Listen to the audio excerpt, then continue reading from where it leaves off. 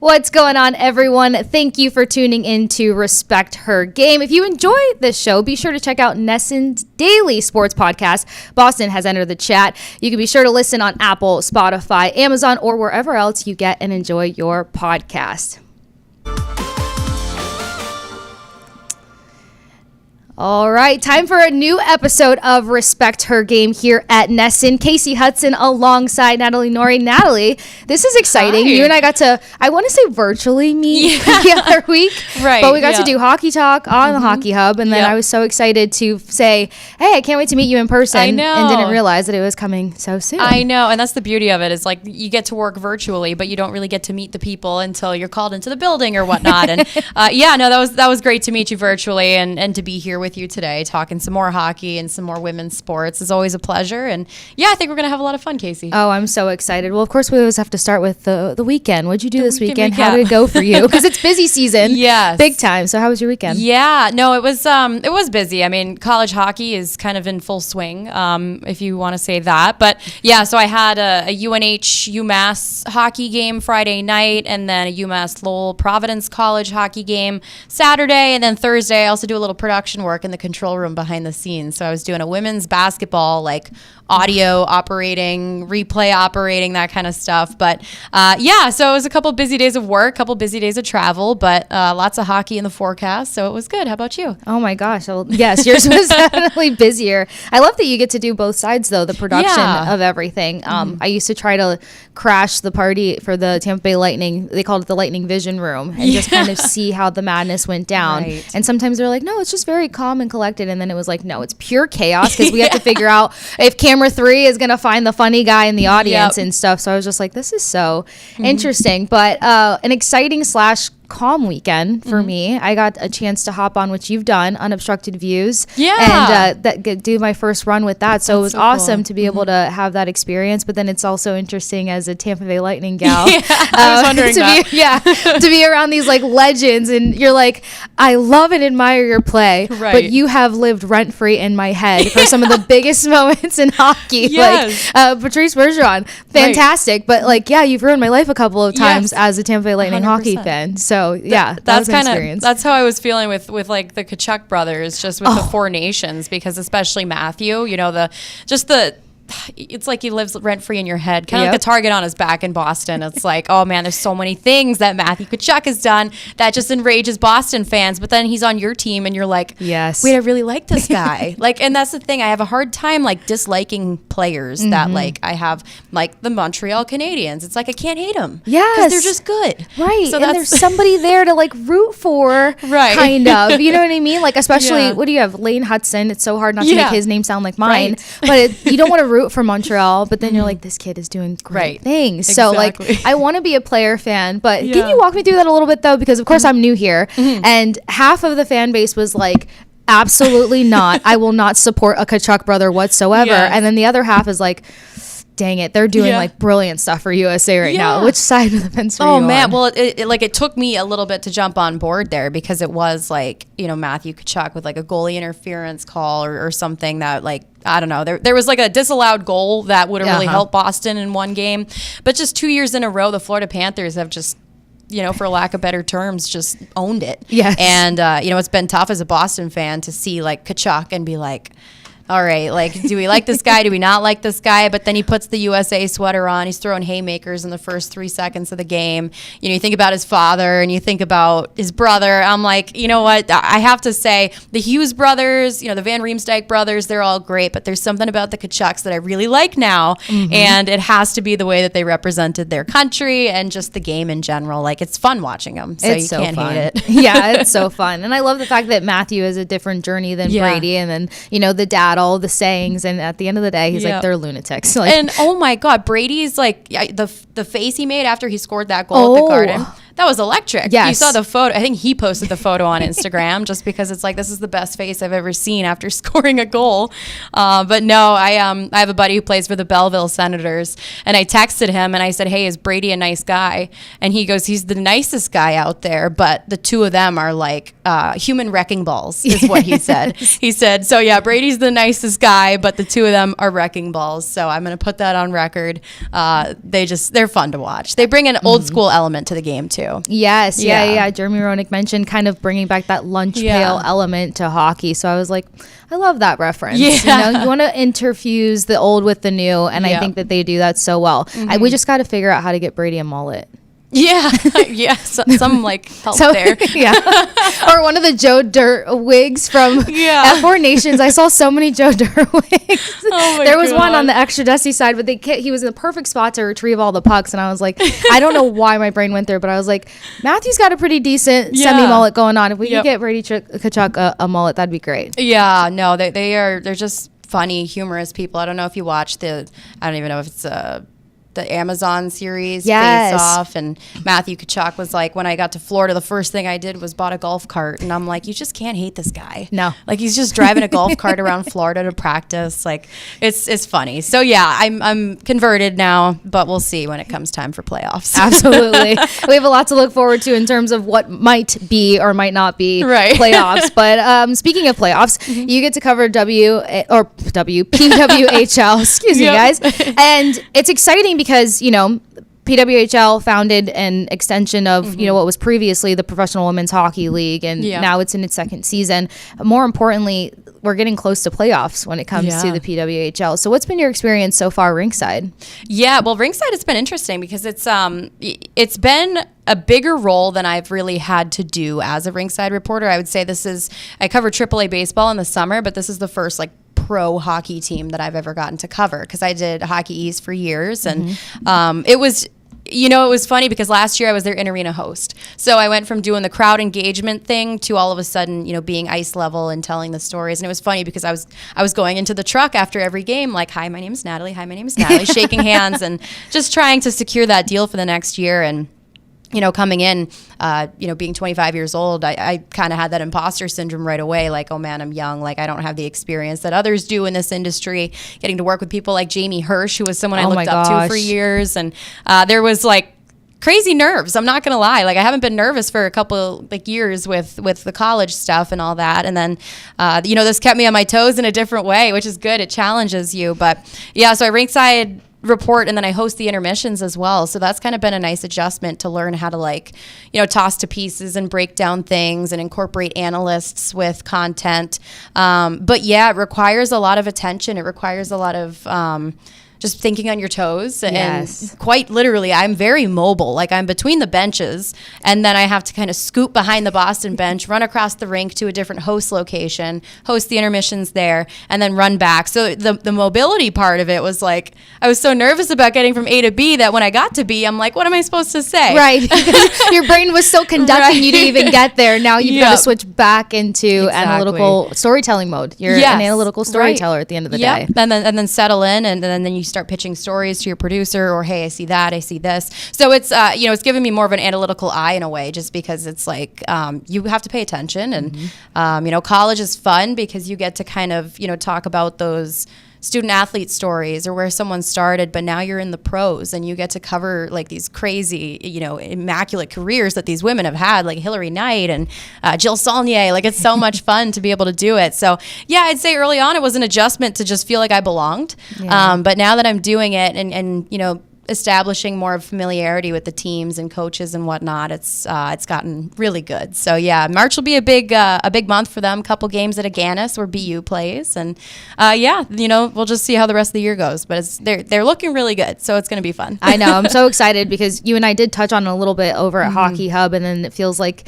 since then, the couple games that popped up, it's just been oh my gosh, they're so exciting to watch. But just sticking with you for another moment, because in arena and then switching over to rinkside, you mentioned the more of an analytical approach to the rinkside. Did you have to restructure your research and organization on the rinkside, because you have to leave room for figuring out stories on the fly, but you have to come in with so much information to be prepared for whatever may go?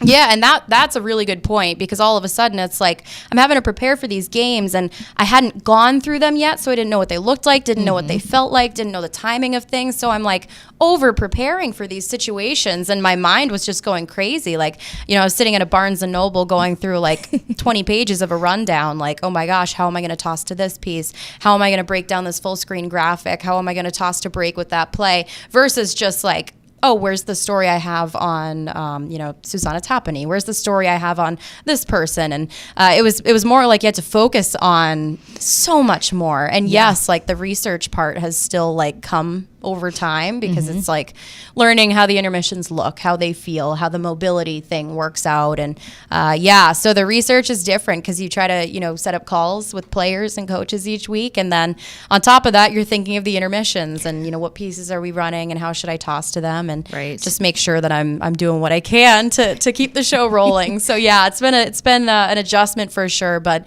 it's trickled into the college prep and made that even better too. So the comfortability has gotten there and hopefully keeps up. Yeah. Well, it's really cool how synergistic it becomes too. And then before you know it, it's like your research style, like it becomes your own. Because we were pulling from everybody. You mentioned meeting Jamie and stuff. Like there's so many fabulous women we've looked up to. And then I've realized I could never have their research approach to a method. Like sometimes like over preparing could be my enemy because I'm always so hyper focused on are we going to touch these pieces versus like being in the moment and being like, oh no, this moment is speaking to me, so I think it'll speak to fans and like running with that. So it's really cool and super fun. But another fun aspect of your job, you get to talk to amazing coaches, you get to talk to amazing players. What is probably cool. One of your favorite coach conversations that you've had thus far for PWHL? Yeah, well, you know what? Courtney Kessel is very cool for Boston, just because but she's very cool. She wears these like green Prada shoes to every like I love sneakers. The outfits. I know, and she's very on par with getting all the coaches to kind of orchestrate the same outfit so that they just look so fabulous all the time. And she's got those green Prada sneakers that you always admire. But no, I like her too because we went to the same college and it's really cool. She ended up marrying Phil Kessel's brother. And, it's just like, I mentioned that to her. I'm like, hey, we're both Wildcats. And that's kind of where the fascination with her kind of began. And, she was an incredible player. So you can't help but look up to her.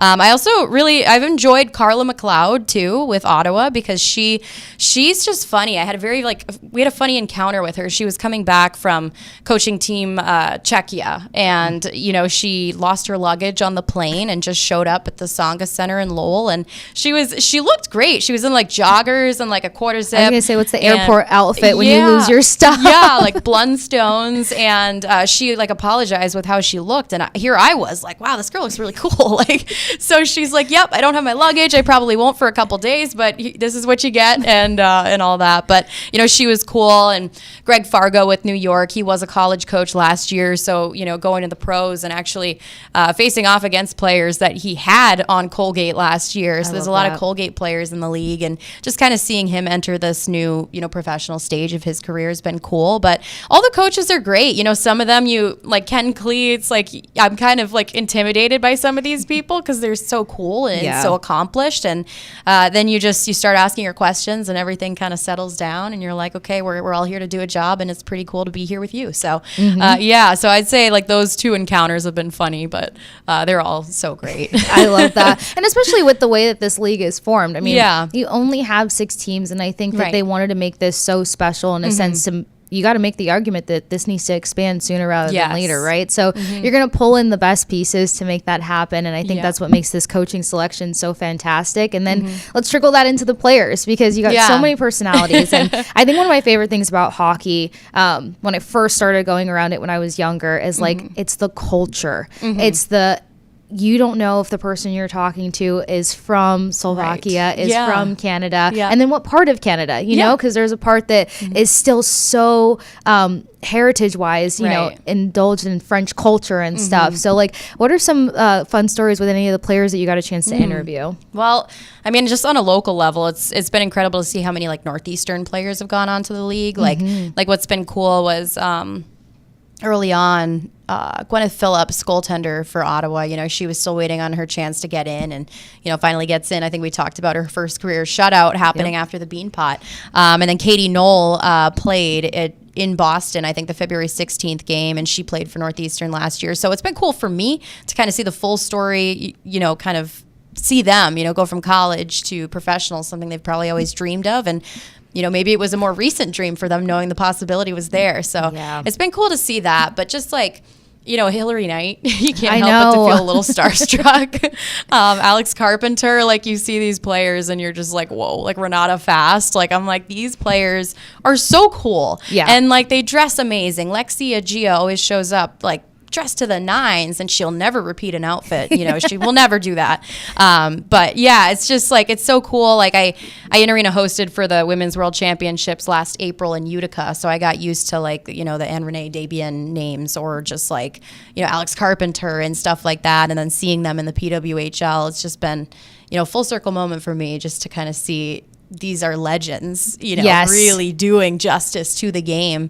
And it's just so cool. I mean, Hillary Knight will always do like, she'll always bring out little trinkets to like throw over the glass and like trade with little girls before games. So she's always really good at that. And pucks and candy going over the glass and warm ups. It's really cool. So I love the candy switch off. That one's for sure. Because I know for me, like sometimes I say my adult dinner is candy, and like that became my life dinner, covering hockey. I know, girl dinner and adult dinner just like came into one. Right. I got made fun of so bad at the Tampa Bay Lightning because it was like a week straight. We had a back-to-back in the middle of the week. And then we hosted a Saturday and then a Tuesday game. And those 4 different games within the week span, they're like, what are you eating? And I'm like, Sour Patch Kids. I told you guys last week, this is my dinner. Oh my gosh. And they're like, so you're serious about this? And I'm like, yeah. And I open up my bag. Oh my God. And I've got like 6. I'm not eating them in one sitting, but oh my goodness. Look, they give you a good spike. Right. They get you feeling going and without over caffeinating. That was my thing, not to over caffeinate. Oh, I did that once last year where I thought I wasn't awake enough, and then I accidentally ordered a quad espresso, and I had a Celsius, and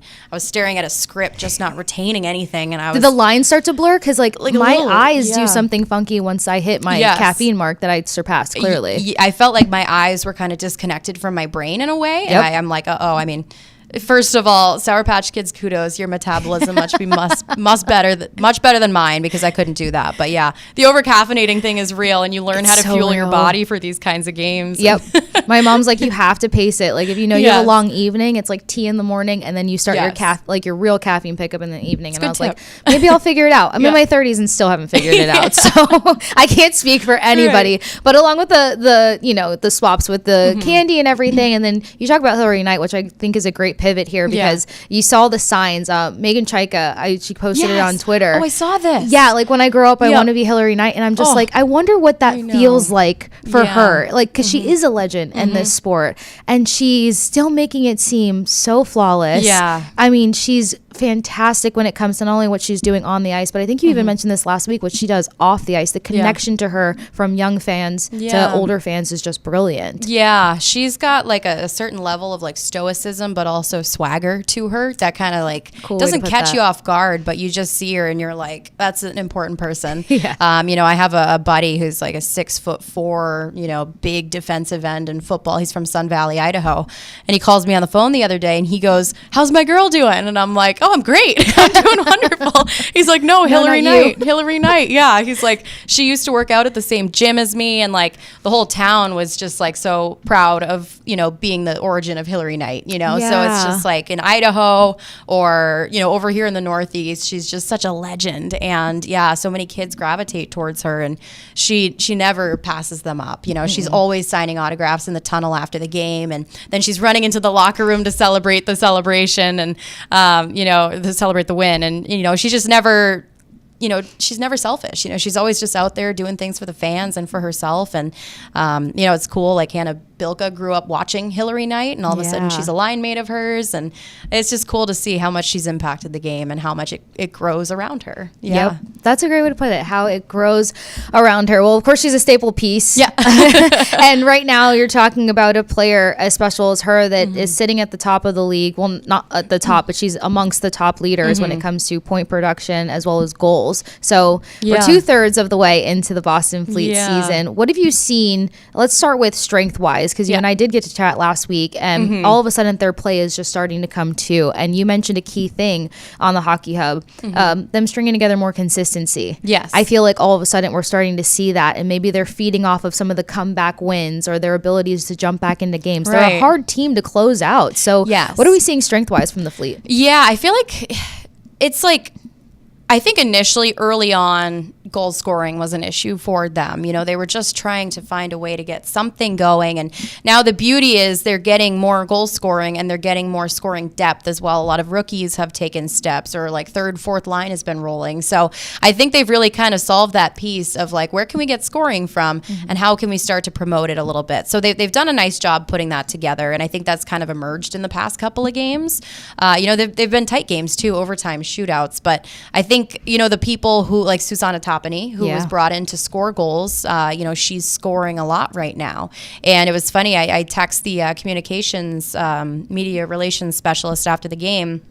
And I was like, wow, Tapani, she's doing pretty good. And she's like, yeah, she, you know, when she goes out for the shootout, people take a sigh of relief that she goes out in the shootout, because she has so much poise. She's cool, calm, and collected, but her patience with the puck and the way that she's able to read a situation and then just kind of deliver for the team has given them a strength, you know? And I think there are people like her on the team who have really emerged too, like Alina Mueller just in the past couple of games. Love her. Yeah, she was struggling early on and kind of found a way to make things work, and she's kind of been like I call her a silent killer. You know, she's been playing the wing, just like dishing out assists and scoring empty netters and stuff like that, but she's really doing well. But I think if you think about the strength in a whole, it's got to be goaltending too. Like Erin Frankel is so cool. I actually got chills when you said her name, because you've just seen like brilliant plays out of her over and over and over again. Most consistent goalie in the league right now. Yeah, and it's been amazing, because I talked to her college coach and he said, you know, goalies are late bloomers, and I feel like Erin's really starting to hit her stride. Like this is around the time of life where, you know, she was great in college, of course, but like now it's like she's an even better version of herself, and that can even continue. I think she's 25 until about May, so I think about like that being my age, I'm like, man, I couldn't do what she does. And then you have Emma Soderberg, and then, you know, we saw Clara Peshlarova. So it's like we've got 3 goalies who can get the job done. So I think they have a lot of strengths. You know, people are scoring, players are emerging, goaltending is goaltending. And yeah, I think it's just been really fun to watch them do it. Yeah, big time. And like I said, if you can't close out a team, I think that mentally gets to you as well. So, I mean, it might sound biased at the moment, but I feel like the Boston Fleet are kind of also winning that mental game at the moment, you know? Yeah, because it's hard when you're losing. You know, it's hard when you're just not finding a way to, you know, get the goals going, as everybody's just trying to find the back of the net. It's like the question is, you know, how can you get rolling here? We just got to get pucks on net and get them in the net. And it's like they're doing that now. So it must be the monkey off the back. You're right, the mental game of just like, okay, things are starting to work. And that's what Alina Mueller talked about earlier in the season. She's like, you know, there was just the mental thing of, you know, it'll eventually happen for us. Yes. And I think we're there. So I think I'm happy for Boston, and it seems like a good motivation builder and just momentum, you know, thrust into momentum now with a four game win streak. I know. And I love that part. And I feel like part of the monkey, I mean, to stick with the phrase that was sitting on their back, is getting past Minnesota. I mean, once they got past Minnesota, it was like this massive exhale for this team. Now they're on a 4-game winning streak, and we're not too far out from gauging playoffs. How do you see this team setting themselves up for success, or, you know, to make that playoff cut? Yeah, no, and that's a great thing to mention, because it's like early on when this league started, it was like, oh, who's the rival going to be? Is it going to be Montreal, just like it is for the Habs and the Bruins? And it kind of seemed that Minnesota ended up being the team that, I mean, like the Walter Cup, right? Right. So it was just kind of like Minnesota ended up being the team that Boston kind of circled. And it brings back that Minnesota versus Massachusetts rivalry in my mind. I mean, what we've seen in hockey from then, and then, you know, the 1980, the roster and stuff, everything's Mass versus Mini. Or even high school in general. A kid was talking to me the other day. He's like, Mass hockey or Mass high school hockey's better. And I'm like, have you seen Minnesota? Like, just to be a, you know, devil's advocate. But yeah, no, Minnesota Frost gave them a hard time. And just February 16th, I think, was their first win over them since the Walter Cup. And that had to have been a relief for them. Like, okay, we had this team circled on the calendar. We got the job done. Let's go from here. And you have to think that that's a nice, you know, mentality to bring in.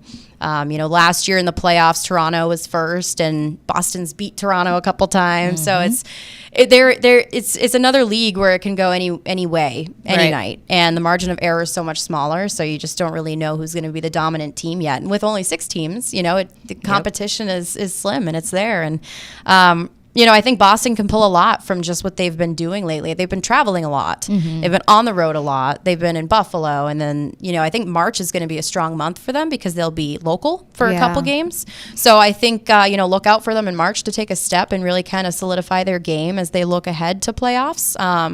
But yeah, no, I think that'll be an interesting time to really see how they can put things together, just with a little more rest and familiarity with the being home. Yes, and you mentioned it once. Like travel right now hasn't been fun. I mean, weather has played a huge part in adding some inconveniences to the slate. So they always say, if you're a championship caliber team, if you can win on the road, then bring that energy home, then you're more than likely looking at being one of the top contenders when it comes to all things playoffs. But if you are enjoying the show, you can catch new episodes of Respect Her Game every Thursday.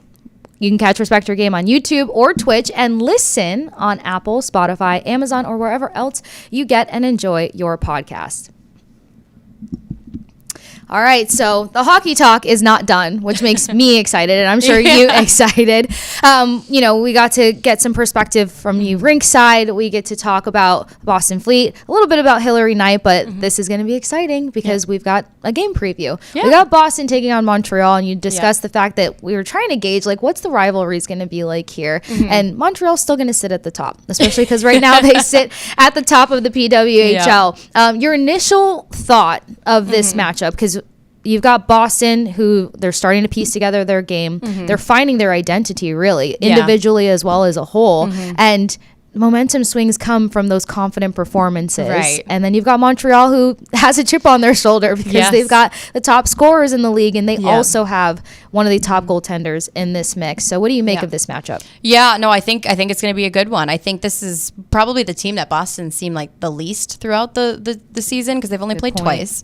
And they're 1-1 with each other. So I think it's just kind of like a tiebreaker game. Like, okay, who's going to take this one? The most exciting part about this matchup is it's at the Bell Center. So it's, I was talking to the Boston staff last week, and they were like, oh, that's going to sell out. That's going to be a really big game for us, and it's going to be a lot of fun. And you kind of have to feel like the fan base there might feed into the Boston rivalry a little bit, just because it's the Bell Center, and the Habs have such a history with the Bruins. And, I think it's going to be a lot of fun just to have, another game at an NHL arena and for it to possibly sell out. I think there's a very good chance that it could. But yeah, you know what? It's interesting because going into, or just like the past couple of weeks, that's what's been established with Boston is, a little bit of confidence, a little bit of comfortability. They still are playing without Hannah Bilka right now, and she was on that first line left wing with Hillary Knight. They had some good chemistry developing.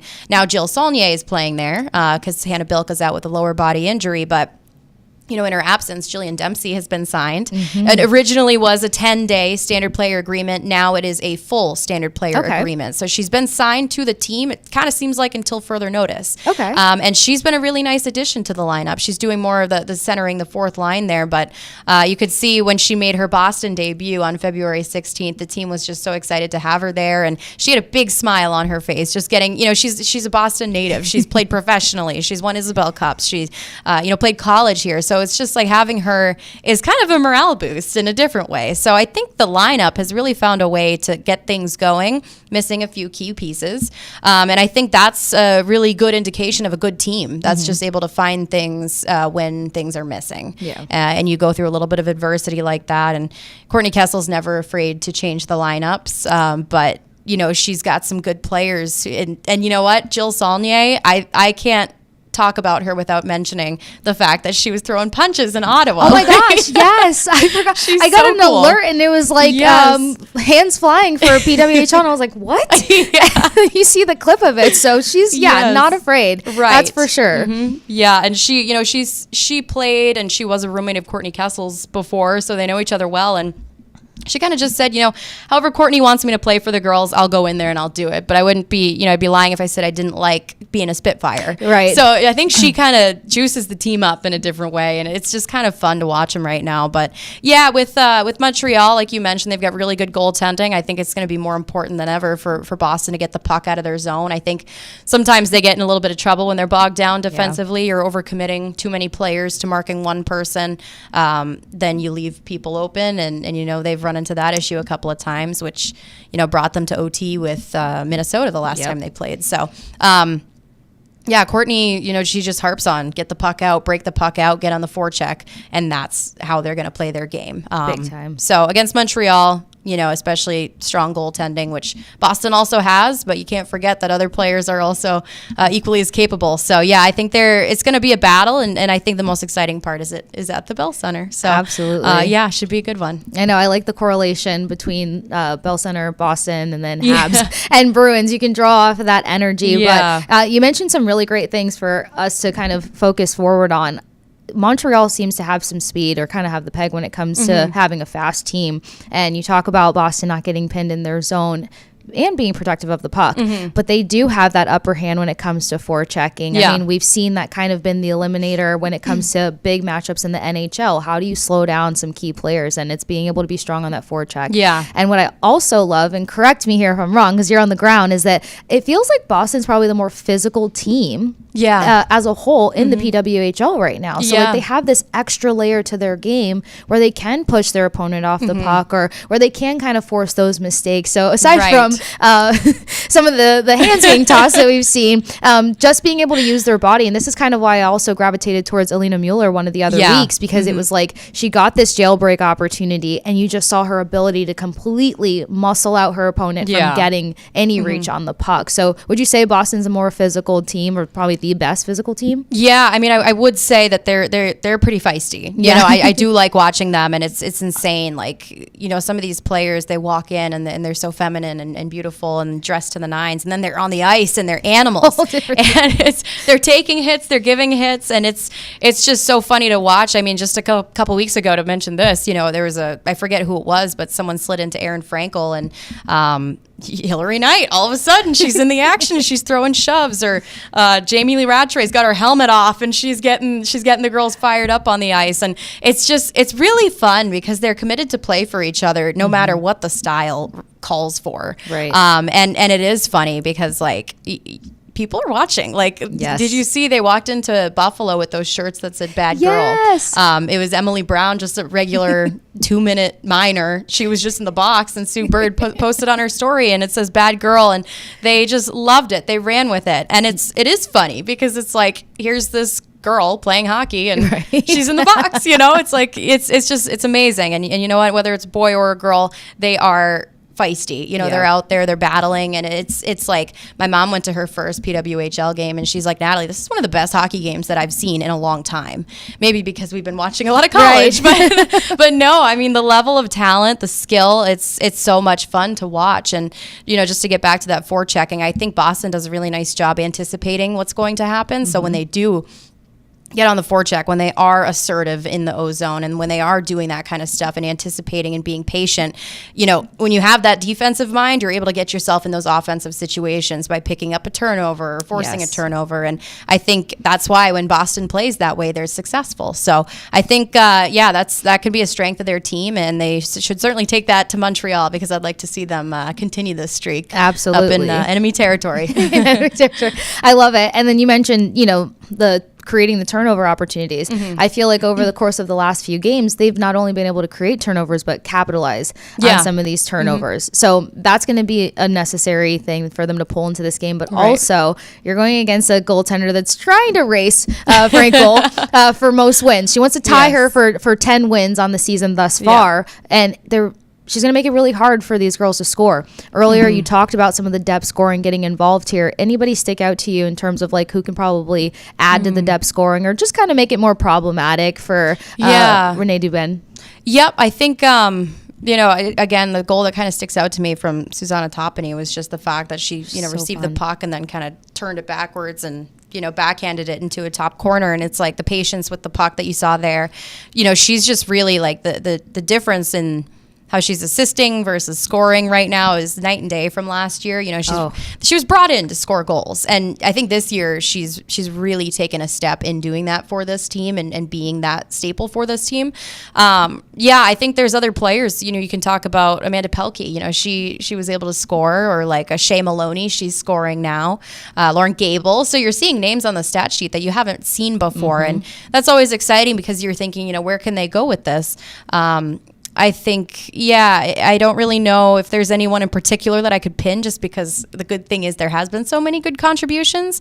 I think Alina just developing some confidence on the wing has been really crucial for her, and she's a weapon. So I think, they've been working with her on keeping the puck off her backhand, because she tends to have some trouble there. But, she was doing that, and she's found a way to kind of correct herself in the games and kind of turn it around. And so, she might be rounding out her game even further. So that's great. But I don't know what way this game is going to go. I mean, it's going to come down to a battle of goaltenders. I was going to say, is it too much pressure to say what do we think a prediction may be? I mean, most games have gone almost to overtime, if not overtime. And Boston has been the strongest team if you do get them in overtime. So do we potentially see overtime, since we got two big battles in the pipes for these goaltenders? Yeah, my initial feeling was this game's got to go to overtime. Yeah. If it goes to OT, it's going to be like a 2-1.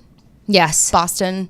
I don't know, though, because you got to think about the Montreal fan base. I know that they've done pretty well up there with their games. It's exciting atmosphere. But, if it's an OT game, oh, God. You know what? And I'm so sorry, but I'm going to say I think 2-1 Montreal. Oh, okay. Yeah. You know what? We prefer honesty, though. Yeah. We can't not be honest. It's our job to tell the story, the analytical story. So, and even if that takes place, because Montreal is the strongest team right now, statistically across the board, and with their player roster. This playoff format, it's different. It would be Montreal taking their pick, if I have this correct, of either the third or fourth seed, or is it fourth or fifth seed? Do you know? Third or fourth seed. So the 4 get locked in, and the number 1 team gets to decide who they want to play. So then the number 2 plays whoever hasn't been selected at that point. Most of these teams could go, like last year, Toronto picked the 4th seed. Okay. It could, you can either go against a team that you feel like you match up well against, or you might just go for the 4th seed. But it is interesting just having that option, as a team getting to select who you play. Right. And this just being the second year that they're doing it, I'll be interested to see how it goes, because last year was an upset. Toronto picks Minnesota. Minnesota goes all the way. Right. Yeah. Minnesota makes the pitch for why they are the hockey country. That's for sure. Yes, I just called Minnesota a country. But that's the ferocity behind Minnesota hockey, in all honesty. So I say that to say that it'll be interesting, because Boston right now, I think, is sitting in the 3rd slot as a whole for the league. So if Montreal takes this one and you put a chip further on Boston's shoulder, the way that their play is starting to come to, you're looking at a different beast in 30 to 60 days. Yeah. So I'm super excited about that. If you are enjoying the show, you can catch new episodes of Respect Her Game every Thursday. You can catch Respect Her Game on YouTube or Twitch, and listen on Apple, Spotify, Amazon, or wherever else you get and enjoy your podcast. I will say, hockey, when it comes to finding that number 1 spot, not changing around as much as the polls when it comes to college basketball, women's college basketball. That is, we've got a new AP poll release. This is another number 1 team taking the top spot, so it's not sticking consistent across the board as to who is going to be sitting in number 1 when it comes to the AP polls. Now, for the teams, let's get a realignment here as to who the new teams are taking over the AP polls. We have got Texas regaining the top spot. You got UCLA right behind, which that's going to be interesting, because Natalie and I will get a chance to break down what's going down with UCLA. Notre Dame takes a little bit of a dive here, sitting at number 3. Then you've got USC at 4, UConn at 5, South Carolina at 6, LSU at 7. I'll pause there for just a second, maybe a dramatic pause. Because these teams that are between the 5th, 6th, and 7th spot, these are the teams that I would say keep a closer eye on, because this is where some sneaky movement can come in, because they're right on the cusp of being able to be a potential upset team or cause some disruption as we get closer to the madness that is March. I mean, I cannot believe March is... I know. I thought about that today. know. Montreal and Boston, March 1st. And I'm like, March 1st? Yes. Why? Yeah. But... I digress. Continuing to move on, we've got North Carolina at that number 8 slot, North Carolina State number 9, TCU 10, Tennessee 11, Ohio State 12, Oklahoma 13, Kansas State 14, Kentucky at 15, Duke 16, Baylor 17, West Virginia 18, Maryland 19, Alabama 20, Oklahoma State 21, Creighton 22, Michigan State 23, Florida State, go Noles, 24, and then 25 is Louisville. So a lot of dancing around on these AP polls. Yeah. Kind of condensing it. Like, what do you make of the top 5 teams here, seeing as how Texas is able to get back on top? And we have a big conversation about UCLA coming up. Can they get back to the top? Yeah, I think, my gut is kind of telling me that UCLA has their eyes on the prize here in more ways than one, not only to beat USC, but to get back to that number 1 spot. Texas, though, you gotta kind of like feel for them, because this is the first time they've been number 1 in like 21 years or something like that. So, I mean, this team is playing with some heart right now, probably because they feel like, they've been contenders before, but like to be here, first time, 21 years, that's, probably some players' lifetimes on that roster. So, very excited to see that, because it does kind of separate the norm from what you would think. Like, of course, UConn being up there in the top 5 is easily expected. I feel like UConn's a team that I've kind of kept an eye on since I lived in Minnesota, because it was Paige Becker's like land out there. So yeah, it's kind of cool and honestly not surprising. And the one surprising thing is Notre Dame losing to NC State. I know. Yeah, and that was fun. The fashion of it. You get to overtime, but then it was just like the points that were put up, and typically, everyone's not assuming that the points are going to hit that high. That just shows you how competitive and how hard that game was for both sides. Yeah, and that was the first thing that I saw when I looked at that. I was like, oh my God, that was a high scoring game. Over 100 points. But no, exciting. And that's what makes sports so great and basketball so great, is you can get those upsets, and they're not always there, but the upsets are what make them fun. And I think especially with March Madness around the corner, like, it's just showing you how tight the competition is. And again, just like teams are capable of beating big teams. So you don't know what can happen. Always. My brother and his friends who are like addicted to March Madness and bracketology and stuff, they're just like, the first thing you do, I know, it makes them feel extremely smart, so I'll give them their moment there. But they're always like, the first thing we try to do is like sniff out the underdog, and I was like, that's interesting. And I get why, because this is where upsets happen. But you make a good point as to Texas, like not counting them out. Any team that's looking to water a drought, like you got to be nervous about them and where they're going to be able to pull through these like exciting and wild wins. Texas right now sitting at 26-2. But something else that I found interesting is, since we are so close to March Madness, before the madness prevails, some of the odds in terms of who can potentially take the championship on April 6th. You got UConn tied at top with South Carolina at plus 320. You got UCLA still sniffing around at plus 450. And I think you're right. I mean, UCLA has a point to prove, and we'll get an opportunity to dive deeper into that. Then you got Texas sitting at plus 500. So again, as Natalie mentioned, you've got a team that they're trying to water the drought. They're trying to get back into the mix here. So that might be something to take a gander at. Notre Dame tied as well, plus 500. And then you got USC, which I just love. I love this USC story. So let's get into it. USC gets an opportunity to upset UCLA February 13th. That is 71-60. Who thought we'd see an 11-point margin between USC and UCLA? But what are some good things that USC did? Well, they didn't just focus on being the defensive team they were getting credit for being. They were able to come out there and put up the points. More importantly, you got Watkins. I mean, she was somebody to watch. 38 points, 11 rebounds. She was the top Trojan of the night to make sure this pulled through for her team.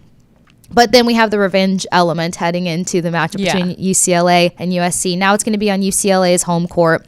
And regardless of Lauren Betts being their top leader and putting up points and stuff like that, they also have Kiki Rice, who can help with the point production and help with defense. So what do you think of this rematch? I think it's going to be so much fun in a way. Like, what is this? The Battle of LA? Yes, this is what they say. Yeah, it's an event, and it was an event the first time around. It's an event the second time. These teams don't like each other, and it's so much fun to follow along, because whether you watch or not, highlights from this game will be accessible on literally whatever platform that you go to, because it's hard to ignore this kind of attention. So this is going to be a lot of fun, because not only does UCLA, are they eyeballing that number 1 spot, but of course they want to get a little redemption here against a team that took it to them the last time. And I think the coach said it best. She said, we were out-toughed in fourth quarter. So they gave up 5 offensive rebounds, and she just said the ball movement, screening action had to be better to get better shots off. So when you think about fine tuning those things, that's easy to address with your team, especially on home court advantage. But yeah, UCLA, they're going to look to charge back here. And Juju Watkins, not only the 38 points in that game, but the 8 blocks. Right. That's what a lot of people were talking about too, like the defensive side and just the way they were able to translate that into offense.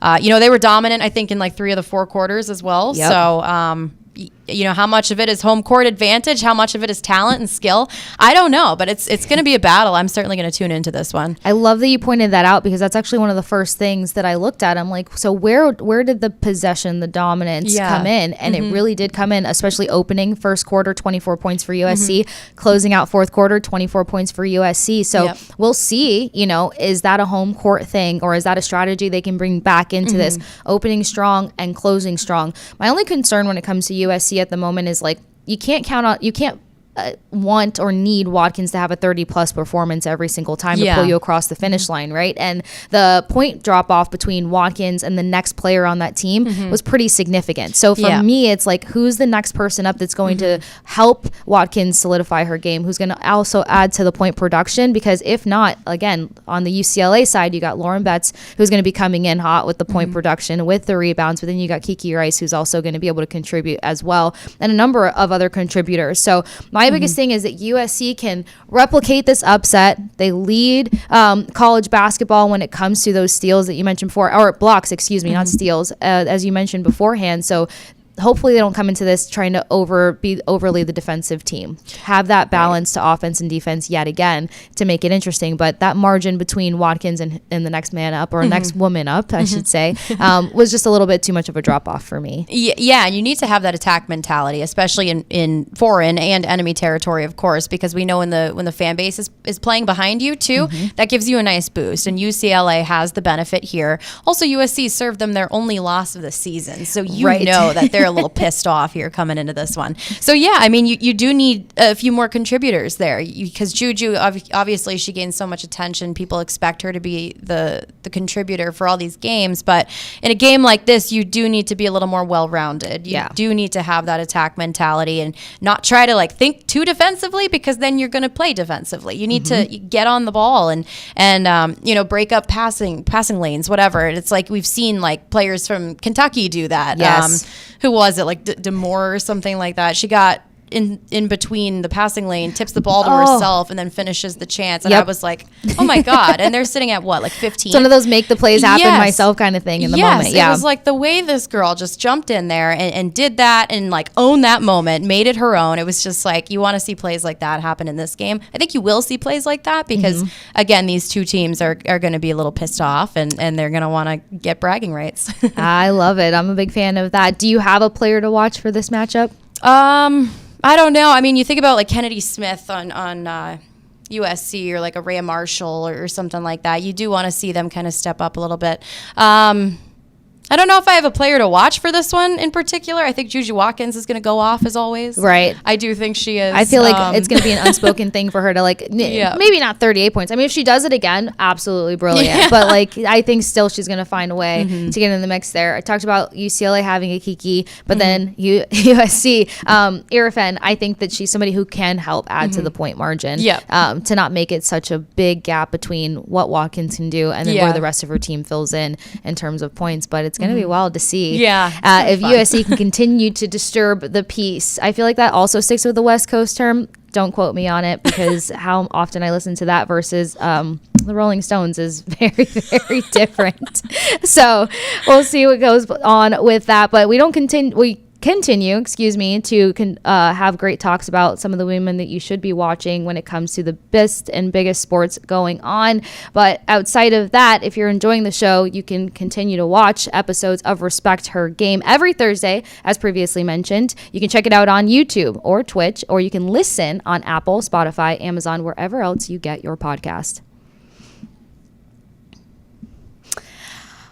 All right. The best way to close out Respect Her Game is to get into some Girl on Fire. I'm psyched. This is your first Girl on Fire. So go. We get the scope is endless. Anybody who has just been top of mind, a woman out there crushing it, whether it's her walk-in outfits, whether it's her game personally. I remember at first I went to tennis because Madison Keys, it was just her speech when she won. Like, her game was on fire, but her intellect and her connection with the fans on fire. So I'm going to let you do the honors first since it's your first one. Okay. Well, thank you so much. I feel pretty cool. You know what? I'm going to stick with the college basketball theme here. Go Paige Bueckers. I mentioned her once already, being the queen from Minnesota. It was fun to kind of cover her a little bit when I was in news and sports out there, but that introduced me to her. And then coming back here, I just got to see how incredible she was. In January, she was the fastest player in UConn history to reach 2,000 points. In February, becomes 6th all-time player on UConn women's basketball scoring list with over 2,100 points. But the reason she comes to mind is my 10 and my 14-year-old cousins went to see her play the other evening in Providence. And I just thought it was cool. I saw the picture on Facebook, and, my cousin, the mom, was like, I was so proud for these girls to get to see her. What a positive role model for young, aspiring female athletes. And they got to see her after the game, and she took pictures with them and just kind of got to, introduce them to the sport. And I think that warms my heart a little bit to know the next generation has someone like Paige Bueckers to look up to, and my cousins got to. So I thought that was cool. I love that they got to be a part of that special moment too, paving the way. Guys, no surprise here. I mean, this is probably week 3 of me sticking with a Boston Fleet player. You gassed her up perfectly earlier, but I'm going with Susanna Tapani because, again, she's been brilliant, and she's coming into her game and how she's going to be consistent for this Boston Fleet team. But you got you got a player, 3 points in her last 5 games, but I'm talking about 2 of those 3 points, the clutchest goals for the Boston Fleet. Yeah. So you can't look away from that. So it was Alina Mueller 1 week, and now I just got to give so many flowers to Tapani because I think she's been tremendous. I think her game is going to continue to take another leap, and I think she just has such versatility. But I can't look away from the OT winners and the shootout goals and just everything else spectacular that she has done and brought to the ice. So I look forward to what the Boston Fleet do, and I'm excited for your coverage because I feel like this is going to be a tremendous season. Oh, thank you. Yeah, and Tapani, she's a class act. Good choice. Love that one. Gonna support that one, of course. But yeah, exciting month ahead in March. 2 games at Aganis for where BU plays, and rest of the time they'll be at the Tsongas Center. So hopefully some people get to come out and watch the Fleet. Oh, I'm excited. And plus, you said they're going to settle down in March, and I'll finally make it to a Fleet game and be able to see you do your job, see you be the girl on fire. But make sure that you follow Natalie as well as respect her game. Make sure you're checking out all the social channels for Nesson, that's NESN, across every single platform. We appreciate you all watching and joining us here on Respect Her Game. And until next time.